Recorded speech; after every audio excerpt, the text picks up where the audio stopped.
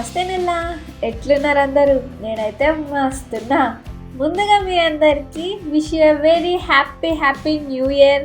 And ఈ 2024 మీ అందరికీ చాలా కలిసి రావాలని నేనైతే కోరుకుంటున్నాను. అండ్ ఈ న్యూ ఇయర్ నేను మంచి స్వీట్తో వెల్కమ్ అయితే చెప్పేస్తున్నాను. చిన్న టిప్స్తో గులాబ్ జామున్ చేసేద్దాం, వచ్చేసేయండి.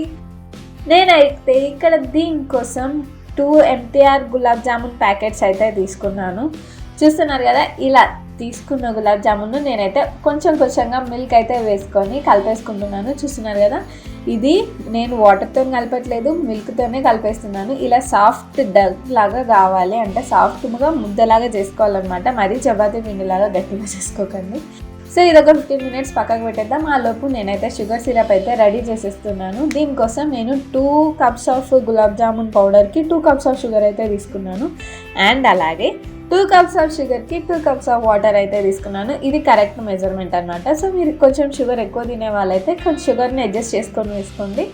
షుగర్ ఎంతైతే వేసుకుంటున్నారో వాటర్ కూడా సేమ్ క్వాంటిటీ వేసుకోవాలి. షుగర్ కరిగే వరకు ఒకసారి కలిపేసుకొని అది కాసేపు మరిగించుకోవాలన్నమాట. అంటే ఒక పొంగు వచ్చే వరకు ఉంచితే సరిపోతుంది. సో ఇది కరిగిన తర్వాత నేనైతే ఇక్కడ గులాబ్ జామున్స్ అయితే రెడీ చేసేసుకుంటున్నాను. ఇక్కడ కొంచెం పిండి తీసుకొని ఫస్ట్ కొంచెం హై ప్రెషర్తోనైతే గులాబ్ జామున్ ఒత్తండి. తర్వాత కొంచెం లో ప్రెషర్తోని గులాబ్ జామున్ రౌండ్గా అయితే షేప్ చేసేసుకోండి. సో ఇలా షేప్ అన్నీ చేసేసుకున్న తర్వాత పక్కకు పెట్టేసుకోండి. ఆ తర్వాత నాకు ఇక్కడ షుగర్ సిరప్ అయితే రెడీ అయిపోతుంది. దీంట్లో నేనైతే ఒక 2 ఇలాచీ అయితే తీసేసుకొని మంచిగా దంచేసుకుంటున్నాను, క్రష్ చేసేస్తున్నాను. ఇలా క్రష్ చేసుకున్న ఇలాచీ పౌడర్ని అయితే నేనైతే అందులో వేసేసి మంచిగా ఇంకొక పొంగు వచ్చేదాకా ఉంచేసామంటే మనకు షుగర్ సిరప్ అనేది రెడీ అయిపోతుంది అనమాట. సో నేను దీంట్లో ఎక్సెస్ కలర్ అయితే ఏం యాడ్ చేయట్లేదు. ఇఫ్ యూ వాంట్ యాడ్ చేసుకోవచ్చు. ఆ లోపు ఆ షుగర్ సిరప్ అనేది పక్కకు పెట్టేసుకున్న తర్వాత నేనైతే ఇక్కడ గులాబ్ జామున్ అయితే ఒక్కొక్కటిగా వేసేస్తున్నాను. సో గులాబ్ జామున్ అన్నీ మనకి ఇక్కడ లో ఫ్లేమ్ టు మీడియం ఫ్లేమ్లో అడ్జస్ట్ చేసుకుంటూ మాత్రమే గులాబ్ జామున్స్ అనేవి మనం ఫ్రై చేసుకోవాలి. హై ఫ్లేమ్లో పెట్టుకుంటే బయట అంతా మాడిపోతుంది, లోపలంతా పిండి ఉంటుంది. సో అలా లో టు మీడియం ఫ్లేమ్ అడ్జస్ట్ చేసుకొని మంచిగా గోల్డెన్ బ్రౌన్ కలర్ వచ్చే వరకు ఫ్రై చేసుకోవాలి.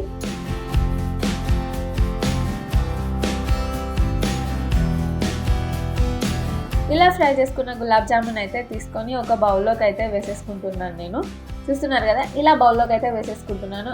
అండ్ ఇందాక నేను తీసుకున్న షుగర్ సిరప్ ఉంది కదా, అది గోరువెచ్చగా అయినాక మాత్రమే మనం గులాబ్ జామున్ అనేది అందులో యాడ్ చేయాలి. అది వేడిగా ఉన్నప్పుడు వేస్తే గులాబ్ జామున్ కూడా మనకు చేదుగా వస్తాయి అన్నమాట. సో అలా కాకుండా షుగర్ సిరప్ అనేది కొంచెం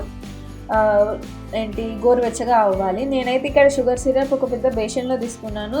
సో ఇన్ కేస్ ఏంటంటే మనకి గులాబ్ జామున్ అంతా ఈవెన్గా స్ప్రెడ్ అయ్యి షుగర్ సిరప్ అనేది మంచిగా అబ్జర్వ్ చేసుకుంటుంది. కాబట్టి నేను ఇక్కడ కొంచెం పెద్ద గిన్నెలో నేనైతే బేషన్లో తీసుకున్నాను. సో మీరు ఇంకొంచెం పెద్ద గిన్నె ఏదంటే అది మీ గులాబ్ జామున్ క్వాంటిటీని బట్టి తీసుకోండి. దీన్ని అయితే ఒక 1 to 2 hours అనేది పక్కకు పెట్టాలి. అప్పుడే షుగర్ సిరప్ అనేది మనకి ఈజీగా అబ్జర్వ్ అయిపోతుంది అనమాట గులాబ్ జామున్లోకి.